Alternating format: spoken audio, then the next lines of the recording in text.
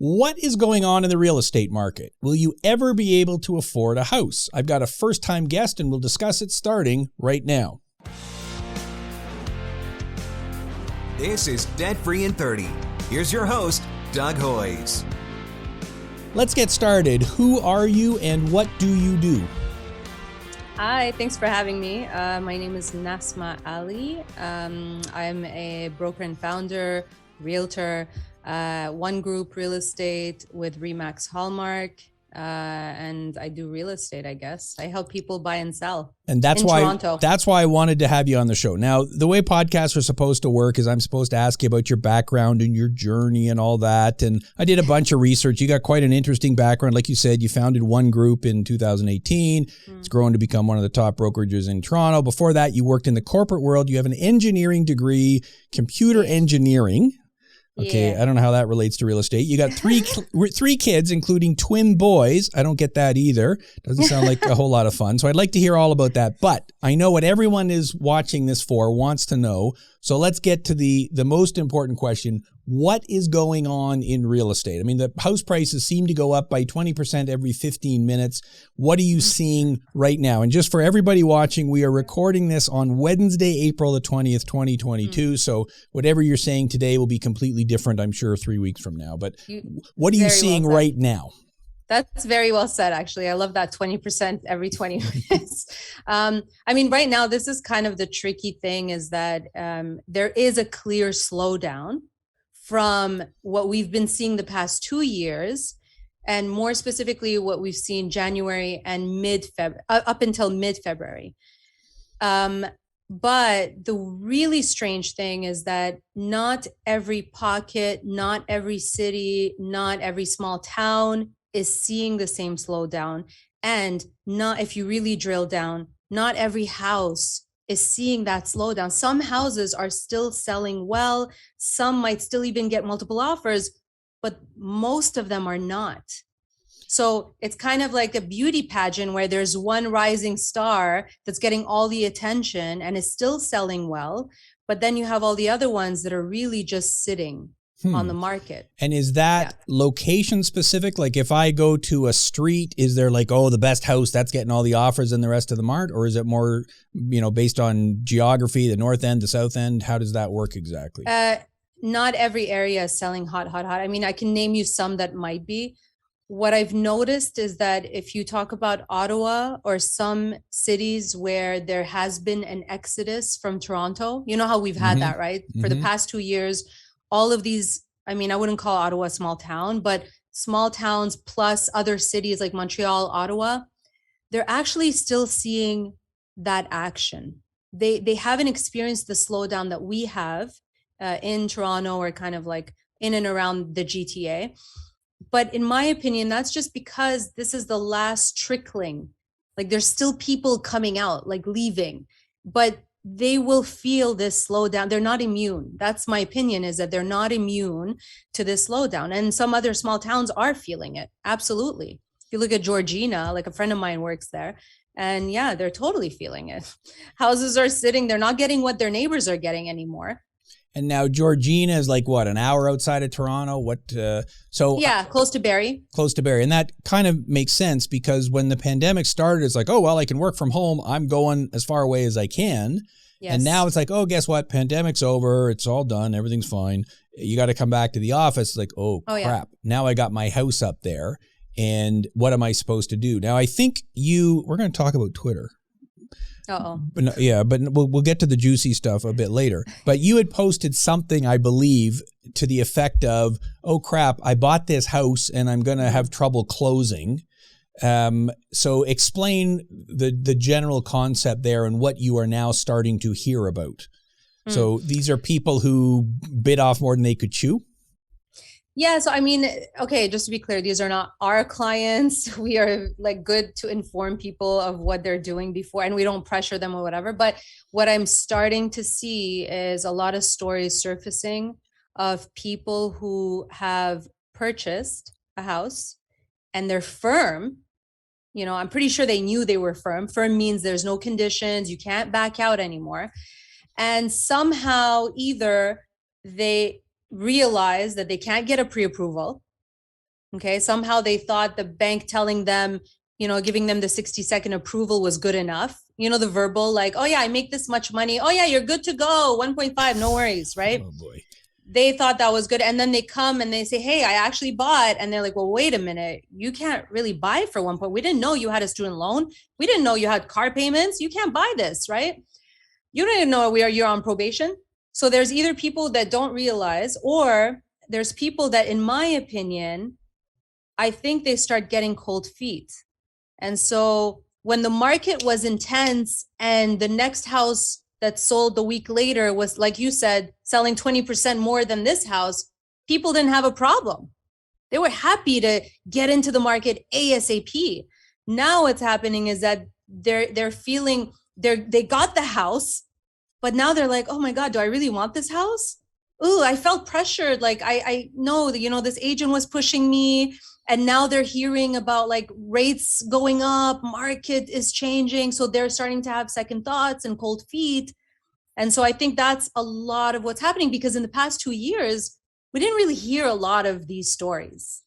Almost, yeah. I mean, right. There were anomalies. Yeah. Right? And if the price keeps going up, you can't make a mistake. It's like whatever I bought, it went up. So even if it was too big a house, I couldn't afford it. Oh, well, now that I realize it's gone up by 30%, I could just sell it, yes, get my money and make a profit. Exactly. So you said that you are seeing clear signs of a slowdown.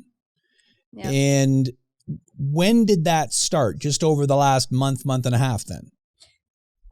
Okay, so just some background. I know, I know a lot of agents, most agents, I mean, we're like 70,000. Most agents don't do that much business as we all give them credit for. And you know how it is, fake it till you make it. So you kind of like, you see something and you think they're doing so well, but they're actually like, okay, they're not doing that well. So anyway, most agents don't have that many listings. They don't have that many buyers. Most agents are working with that one buyer at a time.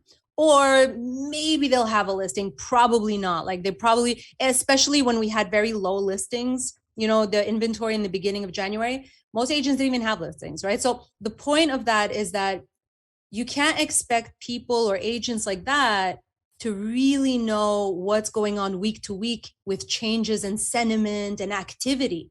All they know is they're running around with that one buyer and losing on offers. Whereas for us, we've had, and again, it's not a bragging thing, it's just like, this is what it is. We've had listings since the beginning of January every single week. And so I could pinpoint almost which listing is the one where we started feeling a change. And it was a strange thing. And this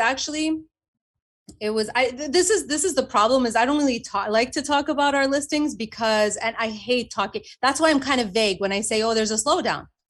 I'd rather that sale close, because then I can have peace of mind. I don't want to say something publicly and then someone who bought it hears it, then they start having problems. Now I'm getting sued. Like, it's a serious thing. That's why I can never give my own unless we've closed and we're done, right?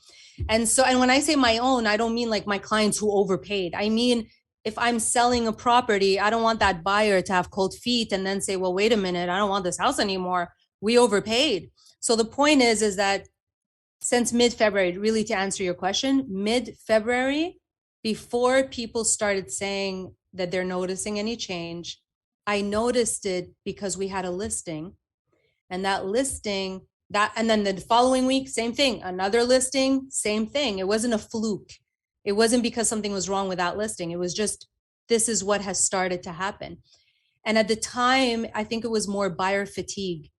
And there were very few showings, to the point where even my seller clients were concerned and they were like, is this normal? Like, that's why there was a time in mid-February up until March where sellers or listing agents were starting to take bully offers, and things were still selling at the same price that they were, kind of the same price that they were before. Why?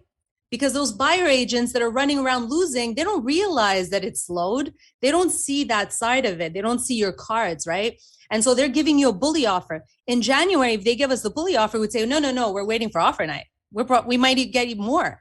But then now, because we know our cards, we see that there's not a lot of showings. When we are offered a bully, yes, we're going to work with it. And what is a bully offer? A bully offer is when you say, hey, you know, we're listed low. Obviously in Toronto, because of all of the demand, it almost doesn't make sense to list at the price you want or the market value price, because even that market value is going to be inflated because 10 people want that house, right? It doesn't even make sense. It's funny when people complain about that. To me, it's like, it's actually worse because now you're listing really high and now they're going to go even higher. But we're listing it low, kind of like an auction. You list it kind of low, and then you say, okay, we have an offer night in 1 week from now where we're accepting offers, right? Bully offer is when someone says, hey, I want to bypass all that competition and I want to bring you an offer ahead of time. Will you accept it?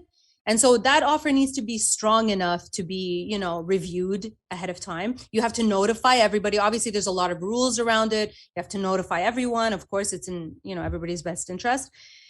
And that's it. And usually, I mean, you know, back then when you are seeing 100 showings, 100 plus showings, you're not going to take a bully offer. And by the way, that's not my decision. That's the seller's decision, if they want to take that or not. When you're seeing all these showings coming in, you're not going to take the bully because you're like, what if we get this insane, like crazy number, right?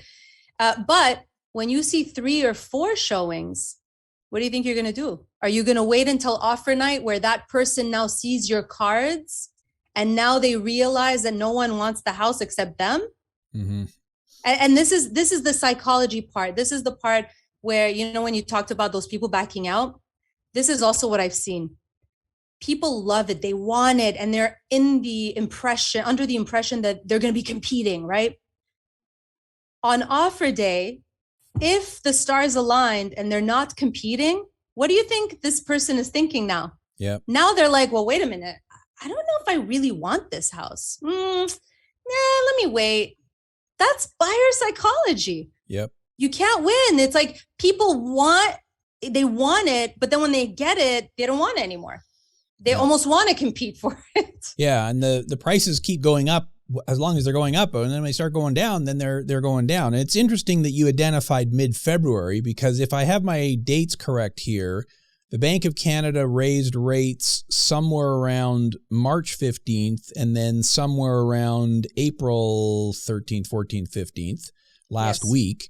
That wasn't mid-February, that was after. Exactly. So this was even before the interest rates had started to hit. So it wasn't the effect of the interest rates, it was a shift in buyer psychology.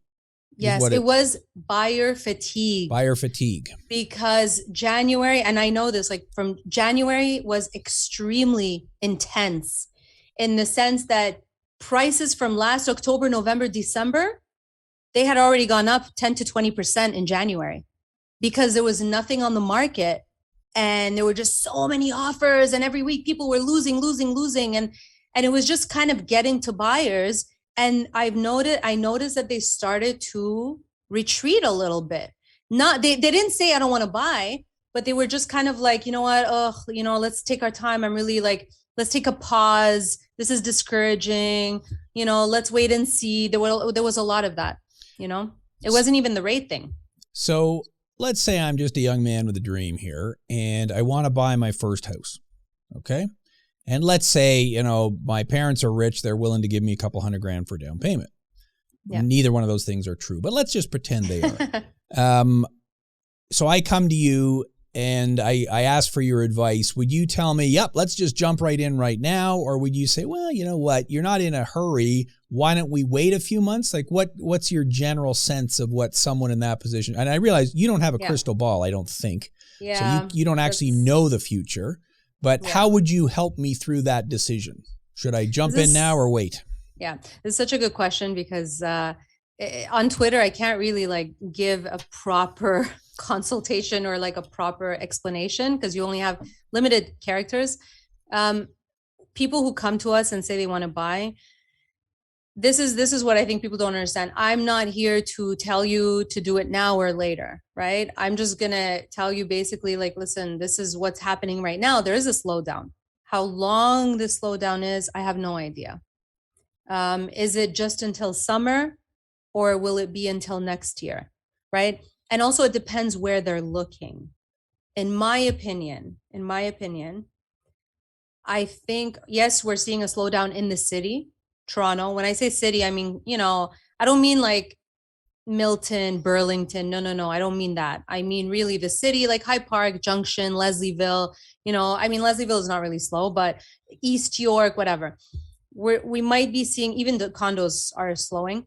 We might be seeing a slowdown, but I just from the past, I can't tell people to wait until next year, because the opposite can happen and prices can just again next year jump. And now I almost cost this person 50,000 because they could have bought something this year and they waited until next year. Now they're like 50, they could have gotten the same thing for 50K less. So it's hard in my position to tell them wait. But if we were thinking more short-term period, I do say take your time, don't rush. Nothing is going to change. In 1 week, market's not going to go crazy again. It's not going to be as intense in 1 week, in 2 weeks. And in my opinion, all the way up until summer, because historically summer is very slow, right? July, August, some of the slowest months for a seller, because people are checked out. I mean, look, we have winters that are 10 months long. Like, look at the other day, we had snow. And so when summer comes, especially with families, like people want to get out, they want to smell fresh air, especially with COVID and everything that we've been going through. And people still are not really traveling. So summer is, people are checked out. They want to enjoy the weather.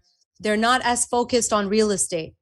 I mean, listen, the past 2 years, people have been home and their favorite pastime was House Sigma and looking at the market and shopping, browsing online. That's what everyone was doing. I mean, a lot of people. But now when you have summer, people can have a life again and they can go out and enjoy their life. So again, the point is, and people are on vacation, there's less activity for sellers, even less. And there's an accumulation of listings, because what's happening now is that the listings are coming on to the market, but they're not being absorbed as quickly, right? So by the time we get to summer, there's going to be a lot more inventory on the market. So anyway, that's kind of what I think is like, if you really, really want to buy and you're in it for the long run, I'm not going to give you advice if you're trying to flip, or I always just say, listen, do it at your own risk. I have no idea what's going to happen next year. Right. Yeah. If you're buying a house for your, twin boys and you're going to live there for 15 years. Okay. Well, the price doesn't matter that much. But I take your point. I think that's very good advice. What you're saying is you don't have to panic today. It's not like you have to buy something by the end of the week because you'll be toast otherwise. Now, okay, I did some research here. And so I'm going to throw some numbers at you. And I know you got like an engineering degree and everything, so you can probably do math in your head. So I don't want you picking on my numbers because I might have the math wrong here. But I want you to just tell me if this is generally accurate. So according to the internet, and I don't know if this was a sketchy website, if it was actually true or not, but what I looked up was the average selling price of a house in Toronto. Okay. So, and I realize an average is a silly number because there's a $10 million house and a $200,000 or whatever. Yeah. But so March of 2020, the average selling price of a house in Toronto was around $900,000. 2021, March 2021, about $1.1 million. March of 2022, in other words, last month, almost $1.3 million. Yeah. So directionally, that makes sense to you, right? They've gone up. Okay. I think everybody would agree. So I am that mythical buyer who has a 20% down payment. I'm getting a 5-year fixed rate mortgage, 25-year amortization. So I went on Ron Butler's website. You know Ron Butler, right? The mortgage guy. So I stole all these numbers from his website. So if they're wrong, call Ron Butler. So I said, okay, I bought this house March of 2020 for $900,000. I put 20% down. That's about $180,000. My mortgage is $722,000. Back then, interest rates for a 5-year fixed were roughly 2.63%. Again, I just made that number up. I took today's rate and subtracted 0.75 because I know the Bank of Canada has risen rates that much in the last 2 months. So I might be a bit wrong because I don't have the historical data. I guess I should have phoned Ron and asked him. So my monthly mortgage payment back then would have been $3,200, almost $3,300 a month. I would have needed $89,000 in income to qualify. Now, let's flash forward to March of 2022, $1.3 million, $260,000 down payment, $1,040,000 mortgage. Interest rates are now 3.38%. Again, according to Ron's website, 5-year fixed rate, 25-year AM. So my monthly mortgage payment is $5,126. And the income needed to qualify would be $140,000 a year. That's a huge increase. Now, the Bank of Canada apparently, and again, you and I don't know the future, but everybody's saying, oh, they're going to raise another 0.5 point on June 1st when the next rate thing comes out. So if they do that, that'll put rates up to 3.88%, assuming the house price is still $1.3 million. Now my monthly mortgage payment is $5.4 million, and I'm going to need $147,000 in income to qualify. So from March of 2020 to now, the amount of income you need to qualify has gone up by $40,000, $50,000, $60,000, $70,000. I don't know too many people whose paycheck has gone up by that much. So how in the world do you buy a house? Are we going to get to the point where just no one can afford it anymore? Oh God, you know what? I'll say two things. One thing is, most people are not buying based on, like, they're not buying this 1.5 million based on their income. Most people are either selling a property already that has already appreciated in equity, and they're using that equity to put as a down payment, and don't underestimate how much that is, right? Could be $200-300, like they have a leg up over first-time buyers. First-time buyers, absolutely, they are, I don't want to say the word, but yeah, it's going to be difficult. Yes, I understand the legal term. Yes. It'll be difficult. That's number one. Either they are selling a property and they're purchasing another one. So they're selling high, buying high, or whatever it is. The second thing is people are getting gifted by for example, their parents, right? I didn't have that, but I also bought in 2008, my first property. So it wasn't like now. So I was lucky in that sense. But nowadays, people are being gifted money by their parents, who also, they're not rich, but they've owned property since whenever, 50 years ago. And so their house is up by 2 million or whatever, right? So they're gifting them this money. And so, maybe they're mortgage free, whatever it is. That's one. There's also people who you underestimate. We've had clients who've had money in crypto. They actually didn't buy 10 years ago or 5 years ago. When we say that, like, oh, the market's going to pass you by, you're never going to be able to afford. But actually, some people not everybody just puts their money in the bank for it to die, right? Some people actually put it in smart investments. Some people put it in crypto at the time. It was super smart. I wish I did that. Mm-hmm. And now they have 600,000, 700,000, $1 million. Like, they have a ton of money. Then now they've decided, you know what? I don't want to be a tenant anymore at the mercy of a landlord. I have a family. I want to be stable, like a little more stable. So took the money out, bought a property. So a lot of these people are not the average kind of like, making 100K and, day by day. And they've had help. Either that help is either a previous property or some other investment or family giving them money. That's as simple as that. And Toronto, I think eventually, even if we have some slowdown, or I don't see a 50% crash. I'm sorry. Like, I don't, in Toronto, I'm not talking about these exurbs, right? I have no exurbs. Honestly, anything can happen. Like, well, we can get to that later. But in Toronto, in the city core, I just don't see a 50%. I wish that was, I own property. I kind of wish that was the case, because then I'm going to scoop up a few properties as well, right? But it's just, a house that's worth 1.5 is not going to magically be 600. We have a myth that things need to be affordable, but I just don't think, I think Toronto is a world-class city. It's not going to be affordable anymore. And what is your idea of affordable really? Like, you're not going to be able to buy a house for 500,000. I don't think ever in Toronto, like in the city, right? So yeah. Yeah. So the people who are buying houses have a leg up. They're selling a house and have some equity, or their parents are kicking in the money. There's no way some, 22-year-old who just graduated from college, even with the fanciest degree there is going to be buying a house anytime soon, because it's going to take them forever to accumulate that down payment. So unless they created an app and they sold the app for millions, right? Yeah, then they're fine, or they bought crypto 4 years ago, and then all is good. Unless, I don't know, I haven't checked the price. Tesla stock. Yeah, that's right. I haven't checked the price in the last 30 seconds, so it might have already crashed. So, final question for you on this whole real estate topic is this whole Twitter thing. So, and I understand Twitter because I got it on my phone here.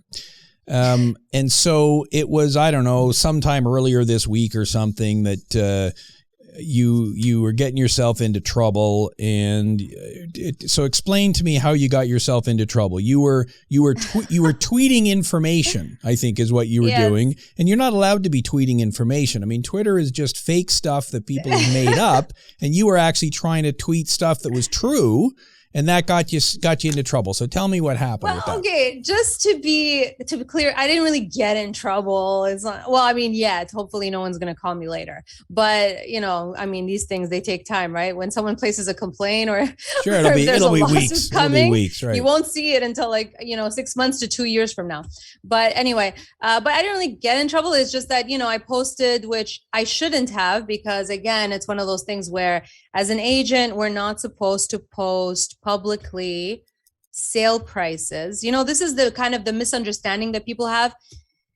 I don't know if you remember, there was a time when sale prices were not available to the public even at all.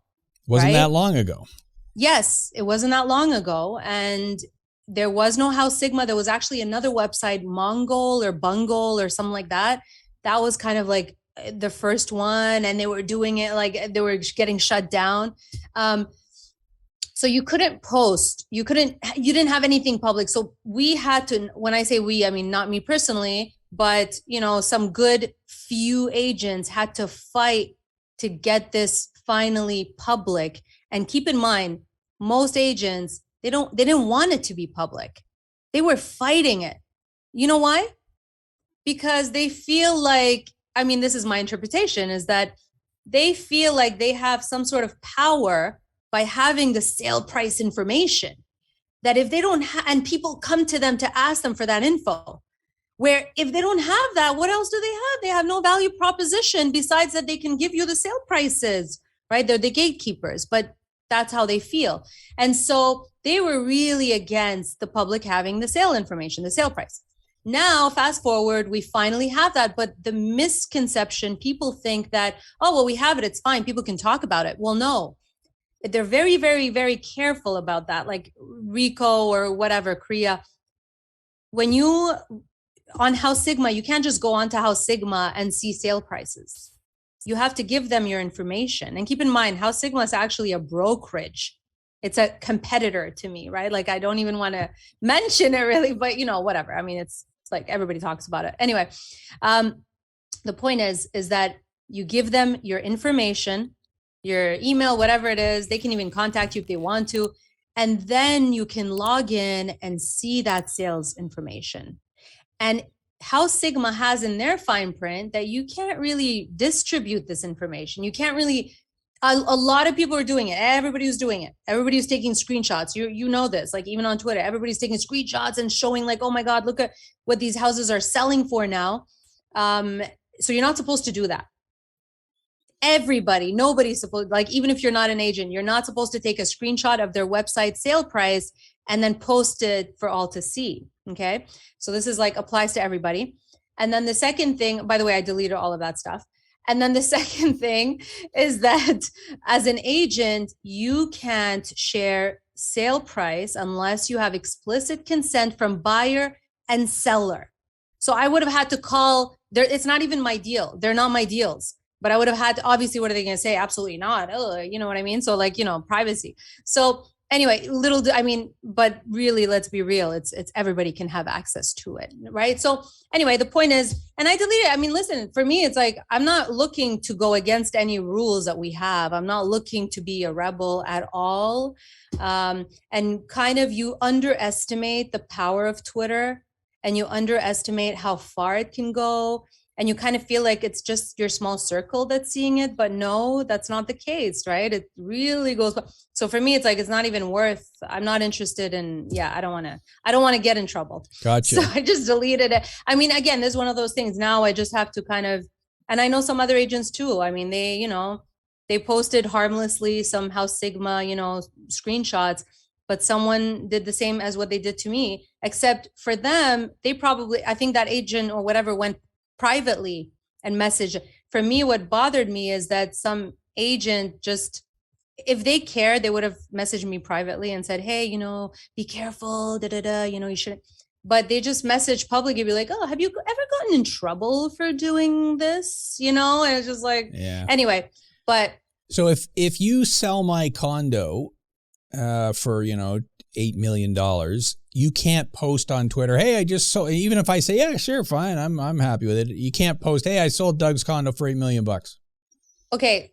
Technically, you can't share the sale price, but I mean, for us personally, what we do is that every offer we get, if we are accepting it, we have both buyer and seller sign a kind of a schedule saying that they allow for marketing of that property, which might include the sale price. But to be honest, I don't do that. I just feel like it's tacky, but I have it in there just in case. Right. Just in case, I am talking about the sale price publicly. So if both parties agree, then it's fine. Otherwise, not so much. Exactly. Yeah. Who's going to agree, right? Right, exactly. And so I get what you're saying. You use the word gatekeeper. So let me ask you then, in the old days, the value of a real estate agent was, well, they know all the prices because, I can't go online and see it. Whereas now I can go online and see what everything is worth. So what do I need a real estate agent for? What benefit am I getting by dealing with a real estate agent? Whoa, Doug, I didn't realize it was going to be objection handling today. Objections here.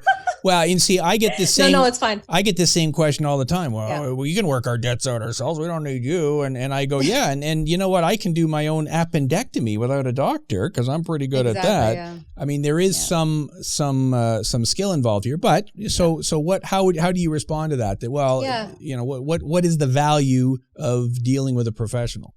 Yeah. I mean, and this is the thing, like for me, myself, I would pay to use someone who knows a lot more than I know about stuff. I know my job. I know my industry. I don't know other things, right? Accounting. Do I know accounting? No, I have a great accountant, a tax specialist.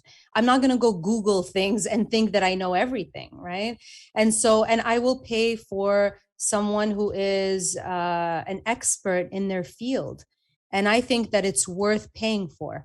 And it's the same thing with real estate. Just from my perspective, all the deals that I've done, again, it's one of those things I'm not comparing to a surgeon, but I kind of am, but we're definitely not the same. Okay. But if I were to look for a surgeon, I would want a surgeon who is doing this surgery every single day, day in and day out, all year long.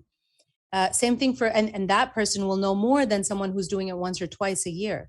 And so I think a lot of people assume that agents are those agents that are doing one or two deals a year, the usual that are giving us a bad name, the people that might be inexperienced, they don't provide too much value.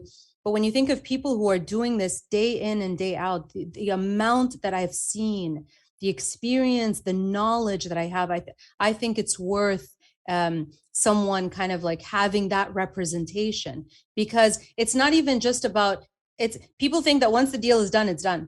But there's so much that can happen after a deal is done that can go wrong. And you need people who can foresee, who think 10 steps ahead, who can catch when something might happen and mitigate any risk, right?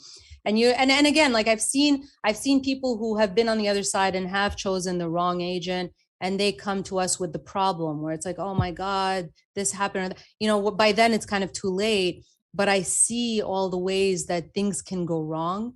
And again, what I'm baffled at is, this is your life savings.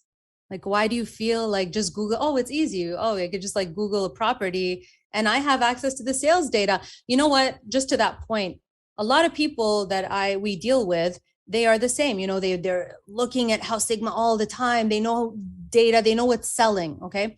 But then when we go down to kind of, okay, let's compare these two houses. I really understand that most people don't know how to compare two houses. They don't know. They don't know that the lot size is very important. They don't know that the width is more important than the depth. For example, the finishes, the separate entrance, the parking, like there's so many things. For condo, forget it. That's a whole other science. There's a lot of factors that go into realizing what the right price is. And also, the negotiation. I negotiate all day, every day. you know, plus I'm Middle Eastern. Yeah. Oh, well, there you go. So your middle name is negotiation then. Yeah, exactly. Yeah. So yeah, no, and it kind of makes sense to me that a professional would know more than someone who isn't a professional. Like that kind of makes sense to me. So that makes total sense. So, okay, rapid fire questions here, because I know we may even just cut this because it's probably we're over time anyways. But so explain to me this. You got an engineering degree. Yeah. And it's computer engineering? Yeah. And so you understand programming languages and all that kind of stuff. And I've got 2 kids who are computer programmers, so I vaguely they're all way smarter than me. So how did you get from that to this? Yeah. I mean, you know how it is. It's just like, I worked for like probably 9 years, company to company, CIBC, Indigo head office, and I loved it. I loved the people, but then when I had my daughter, especially women, I wasn't the main breadwinner at the time. He was making more. So what does that mean? I'm the one that has to make all the sacrifices. I'm the one that has to rush to daycare every single day at 5, whereas everybody else at my company was just still working. Who's going to advance? Mm-hmm. I'm not going to advance. They're going to advance. Right. And so I just felt like, okay, I'm doing the same thing every single day.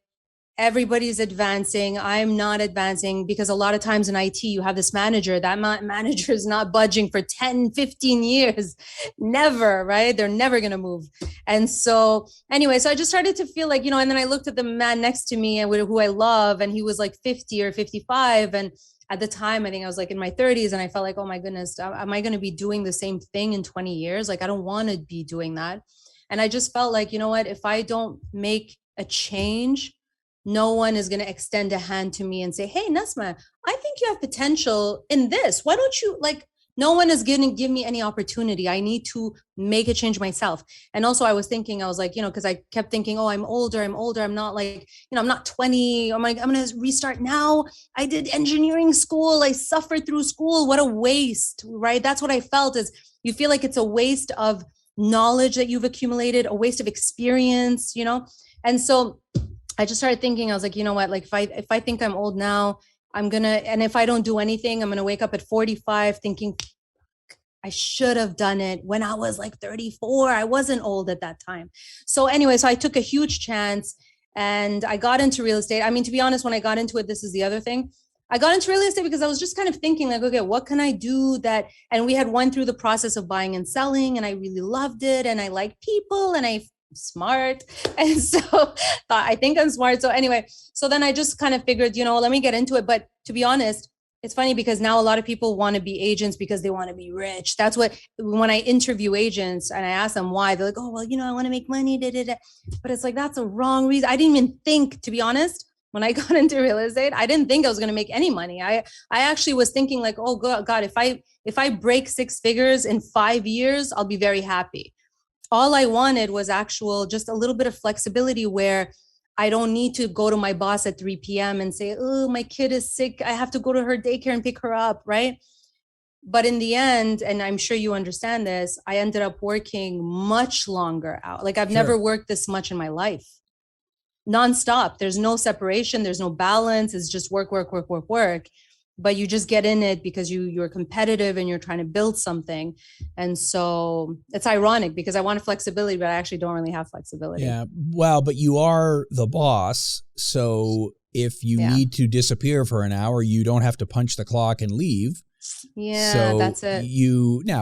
I know I get it. I'm the boss of my company too. And so I can, slip away for an hour in the middle of the day, but I'm also checking emails, Saturday morning at, when I get up. So it is a different world. So I get it. It was a quality of life thing. And then you had the twin boys. We'll talk about that in the second show. So final question then, tell me about your pal, Fred Van Fleet Sr., because you have actually, he was one of your clients. Yeah. And so how did that come about? Yeah. So, it's, this was last year, and I just have a friend who is well connected. And he just called me out of nowhere and he said, hey, listen, like, I think I might connect you to Fred Van Vliet because he's looking for a home. And at first I didn't think anything would happen. I feel like, they probably have their own people. This is probably just going to be a conversation, but it's never going to go anywhere. It's just like when I had my twins, when they told me they were twins, I was like, I'm not going to get twins. I'm sure something's going to happen where I'm not even going to have them. Like, vanishing twin syndrome.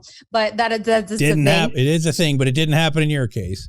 But it happened. Yeah. So, so anyway, so then we were introduced, which again, it's like a pinch me moment where like, oh my God, is this actually happening? But he's such a great guy. He's very down to earth. Yeah, I've never heard it. He's a Raptors player, for those of you watching this show who never leave YouTube and don't know who the Toronto Raptors are. So that's pretty cool. And, hopefully he's here for a while and you don't have to be selling his place unless he's buying something even bigger. But yeah, that's kind of cool. It's always cool when you get to deal with somebody who other people know. So that's very cool. So, okay, now people can find you on Twitter. And what I'll do is I'll put the links to all this stuff in the show notes. You've got a Twitter thing, an Instagram thing, which I don't understand Instagram, but you've got a website, which is One Group which stands for real estate, I guess. I just figured that out. I was trying to think, is that a French word or something? I didn't know. It's onegroupreE.com. Again, I'll put the links in the website so that everyone can track you down. I assume those are the best places so that some other basketball player, or you actually deal with normal human beings too, right? You don't have to play for the Raptors. Is that correct? Yeah, it's funny because I had a Raptor photo and I just took it down on Twitter. I was like, okay, I don't want people thinking we only do high end. Like, everything, buy, sell, 300K, 400K, it doesn't matter. You're happy Leases. To help. Yeah, which is a big thing these days too. So, well, that's fantastic. I will put all those links there. And so any final words of advice for people? I think the key thing you said today was don't panic. Is there anything else you want to leave people with today? Yes. I think a lot of people are waiting for a crash that may not come.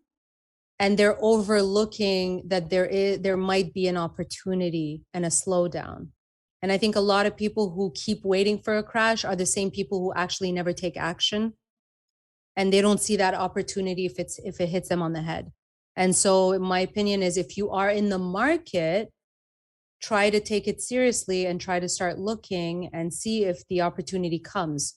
Again, it's so hard. No one can time the market. No one can time it, but yeah. Yeah, and I think trying to make the right decision. And my advice to people, because I am an accountant, is crunch the numbers. Like, figure out what you can afford. That's your budget. Like, don't be buying something twice what you can afford just because you think prices are going to double. But if you're buying a home, like you say, if you're buying something to flip, okay, that's a totally different world. Yeah. But if you're buying something that you're going to live in for 5 years or 10 years, okay, well, then that's a much different, much different math to do. So, excellent. Well, I think that's a great way to end it. Nasma Ali, it's with an S, people, with an S, not a Z. That's how you pronounce it, Nasma Ali. I will put all the well, it's okay. I get called Doug Hayes all the time. I was like, okay, it's a one-syllable name, people. How come you can't get it right? So you've got a short name like me that people manage to butcher. So I will put the links to how to find you in the show notes on YouTube. So anybody who's watching this on YouTube, that's right below there. Hit the like, subscribe, notification, all that other buttons, and you'll get notified of all these podcasts. And so with that, thanks for listening. My name is Doug Hoyes. Until next week, that was Debt Free in 30.